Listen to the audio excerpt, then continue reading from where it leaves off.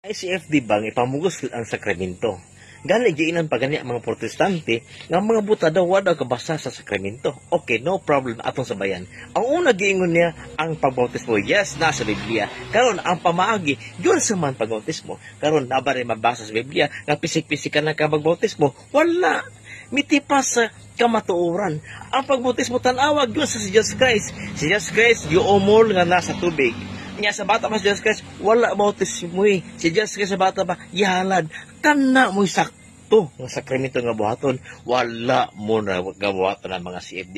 Yun sa mo pagtudo sa pare. Di ba? Kamu maingon mo sa mo, yun sa mo pagtudo sa pastor. O, kamu, yun sa mo pagtudo sa pare. O, hawak mo na sa iyong simbahan nga binuhat ra simbahan nga tinukod la ni Constantine. Karon gani ang kanang napay na atong sikutan ang sakramento sa kining pag-confession o nag-base mo sa John 20 verse 23 o nabadi nakabutan ba nga o adto mo sa pare kay mga opisyal wala mo giingnan wala nagiingon sa Bible wala tipas gihapon ang inyong sakramento ang sakramento ninyo wala bakak og limbong sa mga tao muna akong ipaabot sa inyo nan kamo tinukod ni Constantine hawa na mo diha.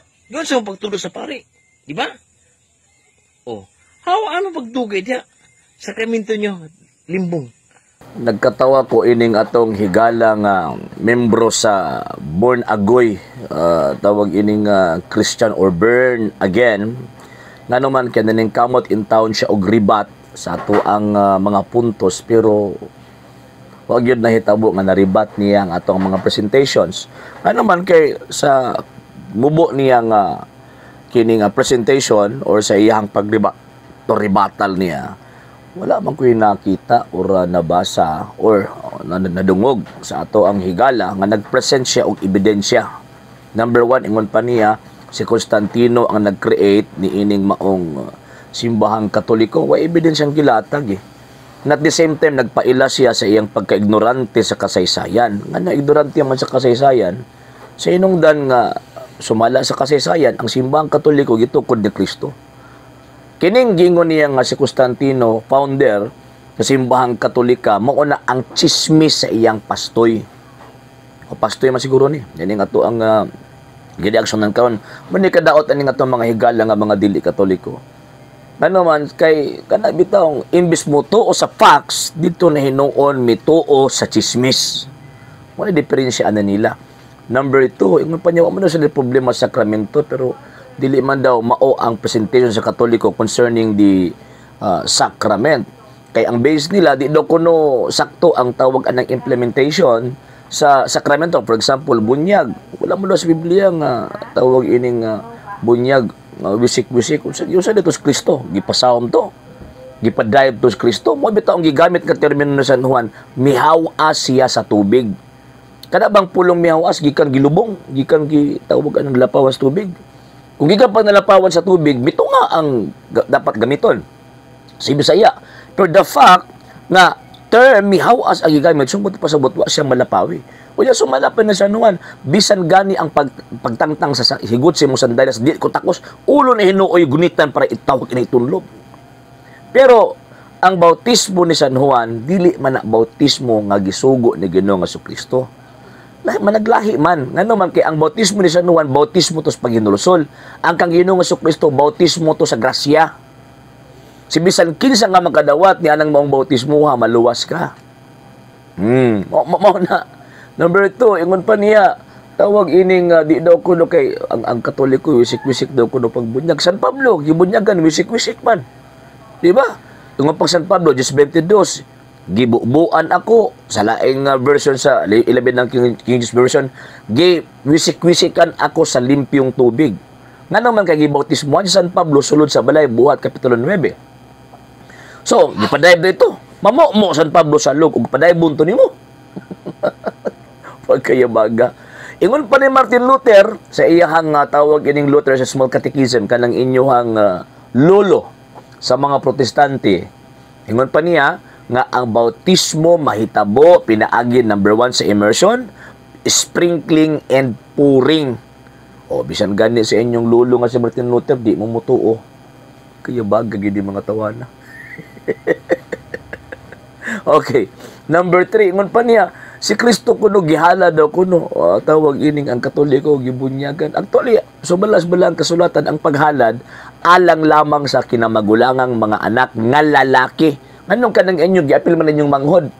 Giapil man pud ninyo ang tawag ining mga babae. Wa mas Biblia nga iapil ang babae, iapil ang tawag ng mga manghod, ang gihon kinamagulangang lalaki. Ihala dito sa tawag ining nga templo. And at the same time, pag maghalad sila, naa sila'y hayop nga i-offer. Anong sa inyo? Wala man na sa inyo. Sa mua, wala na sa mua. Kasi sinungdan nga, naanak sakramento, perfect na. Nga pinaagi sa bautismos, Galatia 3:27, gisulob si Kristo. Kung dili bautismuhan ng bata, kung hindi na bautismuhan ang bata, ang mahitabuan na inyong gihikaw si Kristo di anang bata. Wala among bautismuhan din na ihalad. Number 2, pagpangumpisal, sumala pa niya nga tawagan ng daw ko ng mga umpisal, wala daw ko na St. John chapter 20 verse 23 nga pangumpisal mo, saan nila paghatag magpasaylo kung may mangumpisal? Common sense ba? Di ba? Common sense to ba? Ang pait ninyo kay magbasa mo Biblia, wa mo'y common sense. Puro lang mo common, walay sense. Saan nila pagpasaylo? Kung way mo sugid dito sa ilahang gitawag og mga sala. Mabit na kung tanaw nimo ang daang testamento, practice na kani abdo ang pagsugid sa mga sala sa mga pinili sa Dios. Muna pag-abot sa Bagong Testamento, ingon pa si Kristo, si bisan kinsang sala nga inyong pasayloon, kini na pasaylo si bisan kinsang sala nga dili ninyo pasayloon, dili usab kini na pasaylo. Otoridad ka na gihatag ni Kristo. Siya nga Diyos, nihatag sa otoridad sa iyang mga apostol o sa mga sumusunod siyang mga apostol nga si bisan kinsa nga pasayloon nila, kini na pasaylo. Si bisan kinsa nga di nila pasayloon, dili usab kini mapasaylo. So again, usaom nila pag-implement anang gahuma kung walay mangumpisal nila. Nya imposible pod nga tawag ini mo hatag ang pagpasaylo sa taong wa na ngayog pasaylo. Diba? Common sense ba? Wala mo ingoy ko nga di mo kasabot. Bantok pa, bagtok pa sa nagtibugol nga mga tawag ining butang nang naa sa inyong pangunahuna. Ngano man kay bisag unsaon mo pagpasabot, di gyud mo makasabot. Kay sumala pa ni San Pablo 2 Corinto 4:3 kanang inyong una-una gibutaan sa harian ng kalibutana. Unya 11:28 sa Roma, mao nang tig-a kay mo pagpanabot. Anong gahi mo pagpanabot kay mao lagi kanang inyong panabot kanang inyong pangunahuna ang tag-iya anak dili ang Dios kung dili ang yawa. Wala nga tan-awa ra gud bisag usaon nimo og kanang lubag-lubag di jud ka kalubag. Wala magkatawa na lang ko sa imong presentation o sa inyong presentation. Bisag pait na ipamugos gyud ninyo ninyong argumento nga purigaba. So kini nga to mga higala nga mga sulpot, mga baga kayog tawag ining naong. Anong baga man kay naong? Ngano man kay sila sulpot ipahid nila sa simbahang Katoliko. So samtang nagbasa ko sa ilang mga comments, mura bag ka na bitawng gipangilugan ko sa Bisaya nga termino. Gipangilugan ko. Ngano man sila sulpot ipahid nila sa simbahang Katoliko. Onya ang pinaka ebidensya pud nila puro lang pud chismis. Puro lang pud ba kana bitaw sana mugna lang sa una-una or napas mo nila panguna-una. Para ingnon silang gitawag og tinuod. Mosugot mog sa dili ang ebidensya ang mga facts nagsulti nga ang Iglesia Katolika Apostolika Romana gitukod ni Kristong Iglesia. Gawas ni ana mag-angkon-angkon gani kang Kristiyano unya dili ka Katoliko wa kay labot kang Kristo. Kay wa man kay labot ang Ginoong Kristo ang tawag sa mga apostol nimo antikristo. Mauna. Pagagnaong in the sense ba nga hilig kaayo manangil pero wala sila ihatag nga ebidensya puro lang pud baba. Kita mga Katoliko mga sarug mga mama. Bitaw ako ginabalik-balik always eh. Ginabalik-balik na ko ni always para masabtan sa itong mga higala nga ning sulpot ng ilang pundok after 16th century. Nganong hilig man kaayo ang mga defensor Katoliko mo gamit og reference. Ngano man kay para paghatag og pahimugat mga sir ug mga ma'am nga atong ipakita sila haba, atong ipahibalo sila haba nga while nagbasa tagbala ang kasulatan, ang atuang interpretation dili kinaugalingon. Nga naman kinaamon tay basis sa atong interpretation nga tama.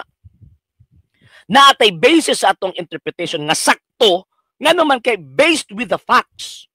Kung unsay gisulti sa mga ebidensya, mao to ato ang tawag ining sundon kay oras og mo interpret ka sa balaang kasulatan nga dili gani mo sandig sa mga ebidensya kanang maong interpretation, kanang nga klaseng interpretation dili na magpulos. Way pulos na eh. Way pulos na eh. Dili na magpulos basta oras og tawag ining magkuan ka, interpret ka sa kasulatan unya pagkahuman ang imong interpretation walay basis. Di na magpulos. Di na magpulos. Unya posible pa nga ang imong interpretation maka-impierno pa sa imong kalag o di lang kay sa imong kalag apil pa sa ang mga kalag sa mga naminaw. Mo nang tawag anang mga sulpo to mga amigo may tawag na ko nila. They are murderers of souls. Tigpatay og kalag kay ang ilang own interpretation, ang ilang personal interpretation, ilang himo og sakto. Pagka nindot gyud og mohatag gyud ka sa Ginoo og imuhang tawag ining bahin sa imuhang mga paningkamot aning kinabuhi, mohatag ka sa Ginoo sa imuha bitawng kanang magsilbi i-offer nimo pagbalik ang grasya nga iyahang gihatag nimo. Pero ang problema kanang gingon nga maghatag og 10% sa Ginoo unya ang nangulikta sa pastoy. Delikado. Kano man kay sigurado yun na kanang 10% nga imong gihatag tugpag yun na sa lawom nga bulusan ni pastoy. So kung matugpa na sa lawom nga bulusan ni pastoy, duha ang atuang tawag ini nga violation. Number 1, instead of muhatag ta sa Dios, ang mahitabo dito na hinuon ta nihatag noon sa tao. So mas ako ang Dios ni ana, di ba? Ingon gani ang Ginoong Dios nga ayo pagbaton og laing Dios gawas nako. So ang pag-offer nimo og 10% sa usa ka tawag ini nga binuhat nga diin walay koneksyon sa Ginoong Dios, so may tabo niya na imong gibugal-bugalan ang Ginoong Dios. So number 1 na tawag ini nga violation na. Ngano man kay instead of sa Dios ka muhatag, dito na hinuong ka sa tao muhatag nga way katungod ug way koneksyon dito niya. Kay sa balang kasulatan ang manguliktaan ng 10% o manguliktaan ng tithes kining tawag ini nga mga pari. Mabato ihatag nimo ang imuhang ikapo dito sa mga pari kay o sa Old Testament ang naikatungod nga manguliktaan na mga pari dili tawag ini nga mga pastoy. So man ang first violation nimo. So nihatag ka tawag ini nga dito sa mga binuhat lang nga way koneksyon sa Ginoong Dios. Number 2 nga violation kung mohatag kag ikapo sa gitawag og tawo nga dili responsable nga gitagaan sa Dios o gipiyalan sa Dios nga mangulikta. Buti pasabot nga imbes dili ka mailad, nagpailad ka sa imong kaugalingon. So dili man na pagka-ignorante, dili man na pagka-inosente, kung dili pagkatanga na. Buti pasabot nga makita nato ba nga gitugutan nimong imong kaugalingon nga ilaron lang ka sa mga tawo nga gigamit ang pulong sa Ginoo aron lang ka mapangwartahan. So mo na dako nga tawag ini nga sipyat. So duha ka butang nagdius-dius ka. Kaya naghatag ka og tawag ining ikapo sa mali nga tao. And ikaduha, gawas ka nagdius-dius ka. Gitugot pa gid nimong imong kaugalingon nga ilaron ka. At the same time ginagamit ang pulong sa Ginoo kay para mahug ka dito sa gitawag sa impyerno. So ang tinuod kung gusto ka mohatag ikapo, di lang ikapo imong ihatag kung naa kay tawag ining kwarta nga daghang grasya nga gihatag sa Dios nimo, di lang kay kapo kung dili maghatag gyud ka sa Ginoo ilabi na sa imuhang gitawag og kinabuhi, di lang kay sa mga grasya ihatag nimo imong kinabuhi sa Ginoo kay iya man ang tanan, di ba? Masa may kinahanglan og mga material nga butang. Ang iyahang kinahanglan ang ato ang gitawag og kalag ug ang grasya nga atong madawat gikan niya kanang kaluwasan sa ato ang kalag kanang 10%. Pastor madato ana mo na ay gyud mo pailad. Sa hindi pa po nakapag-follow sa mga pages po natin, i-follow nyo po yung mga pages po natin. RJ Horolanciano II, TV Apolia Punto Argumento page, Kuya Apologies TV page, and RJ's Vlog 2022. And pwede rin po kayo mag-send po dyan ng Facebook stars. And also, sa atin po mga channels. Sa hindi po nakapag-subscribe, subscribe po ninyo yung mga channels natin, The Lay Catholic, Apologist International Official, RJ Sanado II TV, Kuya Apologist TV, and Barrio Kawayan Religious Forum. And pwede rin po kayo mag-send po dyan ng super sticker, super chats, and super thanks. And maraming salamat po sa mga kapatid at mga Katoliko na ulis pong tumutulong sa programa po natin. Maraming salamat po. Nang dahil po sa tulong at suporta po ninyo, ang programa pong ito, until now, andito pa rin po sa social media. And until now din po, nangangailangan pa rin po tayo sa tulong at suporta po ninyo dahil wala po kayong magagawa rito mga sir, mga ma'am, kung wala po yung tulong at suporta po ninyo. Sa gusto pong tumulong, sa gusto pong sumuporta, pwede po ninyong ipadala ang tulong at suporta po ninyo sa pamamagitan po ng ating mga account numbers dyan po sa ating pong screen. And pwede nyo po kaming i-message sa ating pong page kung via remittance po yung papadala po ninyo. Maraming salamat po in advance.